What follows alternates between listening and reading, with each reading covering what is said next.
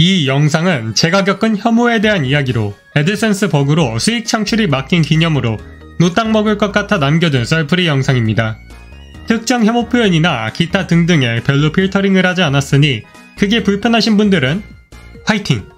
우선 세계관을 정리하기 위해 제 성향부터 말하자면 저는 화가 거의 없는 골든 리트리버 같은 사람입니다. 이것과 연관이 있던 게 고등학생 때 첫 여자친구를 경악시켰던 이른바 바람론인데요. 상대가 바람을 피면 왜 화가 날까요? 제 논리는 이거였습니다. A와 B가 사귀는데 A가 바람을 핀다.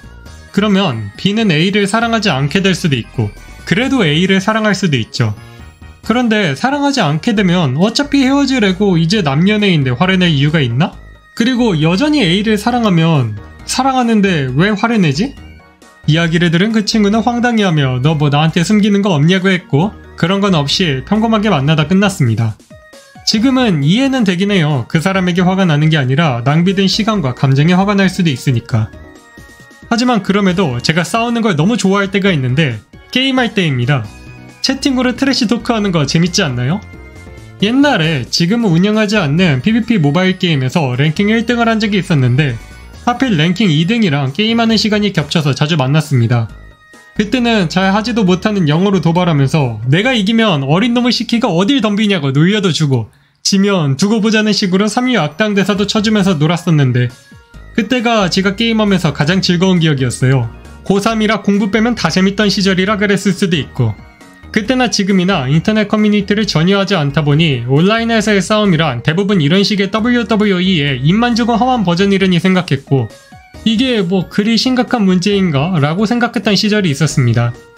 그러다가 인터넷 방송 시작하고 롤에 입문해 자기 팀에게까지 패드립을 날리는 친구들을 보며 아하! 얘네는 진심이구나 라는 깨달음을 얻었죠. 그렇다면 사람을 미워하지 않고 온라인 싸움은 WWE라고 생각하던 사람이 이런 걸 봤을 때 어떻게 생각했을까요? 저는 이걸 처음 봤을 때의 기억이 아직도 생생합니다. 오, 한국 남자의 평균 크기는 6.9구나. 그러면 나는 몇이지? 엘리베이터 타고 내려가면서 구글에 크기 재는 표준 방식 알아보고 근처 문구점에서 차를 산 뒤 집으로 돌아가 측정을 한다. 정확한 이야기는 좀 TMI니까 안 하겠지만 오 미친 맙소사 나는 어마어마하잖아. 이거 한국인의 추월한 거 나 있냐고 젠장. 네 저는 너무나도 즐거웠습니다. 그런데 나중에 보니까 아니더라고요. 제 키가 180인데 저는 제 키가 우와 엄청 크다 하면서 놀라지 않을 만한 키 중에서는 최상위권 아닌가라고 생각하거든요. 대충 비슷합니다.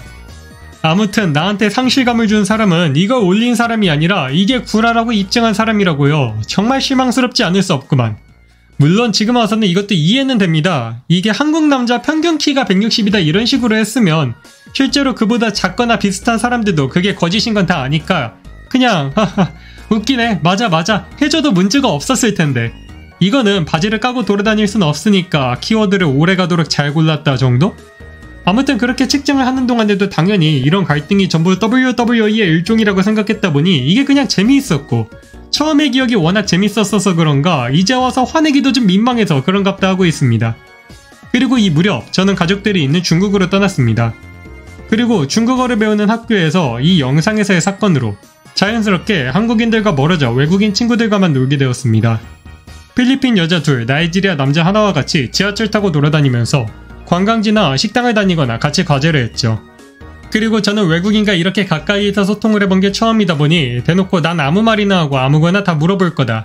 무례하거나 영어가 틀렸으면 지적해주면 배우겠다 라고 처음부터 선언을 했고 그리고 많은 이야기를 했습니다. 그 중에는 이런 질문도 있었죠. 너희는 왜 이런 거 안 하니?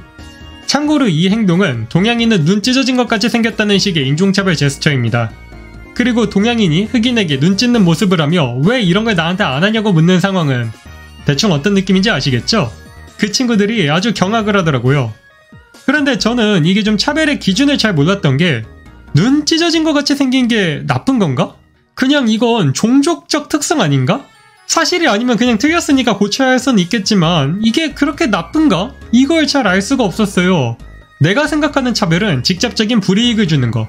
흑인은 멍청해서 우리랑 같이 일 못한다 이러면서 기회도 안 주고 면접에 떨어뜨린다거나 아시안이랑 같이 앉기 싫으니까 꺼져라 라면서 따돌린다거나 이런 건 차별이겠지만 이게 왜 차별이지? 이걸 이해를 아예 못했어요.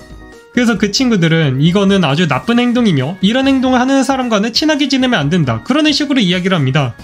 근데 왜? 눈 찢어진 게 왜 나쁜 거야? 아니야, 하람아. 이런 모션을 하는 사람은 악의를 가지고 있는 거야. 그러니까 이 행동 자체가 나쁜 게 아니라고 해도 피하는 게 좋아. 그런데 제가 온라인 싸움은 전부 WWE 취급하고 화를 안 낸다고 했잖아요. 눈 찢는 모션을 해. 이 사람이 내가 불쾌하길 바라서 이런 행동을 했다. 그럼 내가 그 사람을 위해서 화를 내줘야 하나? 아, WWE라 그렇구나. 그래서 상대가 눈 찢는 성공 퍼포먼스를 하면 우리가 굳이 화내는 제스처를 해서 티키타카를 맞추는 거야. 왜냐면 화를 안 내면 상대가 민망해 하니까? 말했다시피 롤을 하기 전에는 사람들이 온라인에서 진심 증오를 표출한다는 걸 몰랐으니까. 그렇게 이야기를 하다가 이제 나이지리아 친구한테 두 번째 폭탄 발언을 합니다. 야, 그러면 내가 너한테 니가라고 하면 화낼 거니? 난 너한테 나쁜 감정이 없는 걸 알고 있잖아. 홀리 쉣. 지금 생각하면 그 친구가 아주 참 착한 친구였어요. 사실 저보다 5살 정도 형이긴 했지만. 그 친구는 일단 한번 놀라고 한참 고민하다가 이야기를 합니다. 나는 그런 말을 듣는 걸 좋아하지 않아. 그러니까 네가 그런 말을 하면 그건 친구의 마음을 존중하지 않는 거야. 아주 맞는 말이죠. 맞는 말인데 결국에는 내가 이런 차별 표현에 화내야 하는 이유는 되지 못했죠. 아무튼 그래도 누군가에게는 이게 심각한 문제라는 건 이해했고 더 이야기하기에는 제가 영어를 잘 못해서 그러려니 넘겼습니다. 그리고 이 문제는 나중에 한국에 와서야 알게 됩니다. 화를 내야 하니까 화를 내는 게 아니라 화가 나니까 화를 내는 거였다. 그리고 그 이유가 합당하냐 아니냐에 따라 동조나 조롱을 받게 된다. 현실에서야 목소리나 표정으로 감정이 묻어나오니까 이걸 통제하지 못할 수 있지만 온라인에서는 그래봤자 채팅과 텍스트로 남기는 건데 이걸 통제하지 못하고 화를 드러내는 게 가능하다고? 라는 이유로 온라인 싸움은 WWE라고 생각했는데 롤을 배운 뒤에 아니라는 걸 알게 됐죠. 왜냐면 상식적으로 말도 안 되는 걸로 화를 내서 조롱거리가 되면서도 자기 감정을 못 이겨서 분노를 표출하고 겨우 정신승리 하나를 위해 자기한테까지 손해를 끼치는 모습은 온라인에서는 그때 처음 봤거든요. 아, 여담이지만 이거는 한국 롤만 문제는 아니더라고요. 저번에 중국에 있는 동안 와일드리프트를 했었는데 그래서 지금은 둘 다 접었습니다. 그러니 우리 일이 하실? 제 채널은 영상을 끝까지 시청해주시는 여러분들과 저를 위해 후원해주시는 이분들의 힘으로 운영되고 있습니다. 물론 저는 이제 유튜브와 인터넷을 하고 있고 인터넷을 하다 보면 화를 안 내면 날 때까지 수위를 올리며 모욕을 해주는 눈높이 강사님이 잔뜩 있다 보니 요즘은 저 정도로 순진하지는 않습니다. 정말 고맙지 뭡니까? 방송하던 시절 알게 된 친구가 이번에 군대 가면서 유학 썰풀이 영상이 재밌었다고 더 만들어달라고 하기에 마침 수익 창출도 버그로 막혀서 돈을 못 벌고 있겠다. 돈 안 낼 것 같아서 묵혀둔 썰풀이 영상 하나 가져왔습니다. 기간제 복무 얼마나 관대한가. 건강히 돌아오길 바라면서 영상이 마음에 들었다면 구독과 좋아요로 응원해주시고 저는 이 망할 놈의 애드센스 버그를 고친 뒤 돌아오겠습니다. 웃긴 게 수익은 막혀서 광고도 전부 내려가는 바람에 문제가 해결돼도 그 기간 동안 수익은 전부 0원이라 지금 50만원 이상 날려먹었는데 그 와중에 멤버십은 유지가 되더라고요. 특히 마지막 분은 수익 창출이 끊어진 뒤에 가입해주신 분인데 저 멤버십 가입 비용은 누가 가져가는 건가 궁금하네. 그럼 안녕?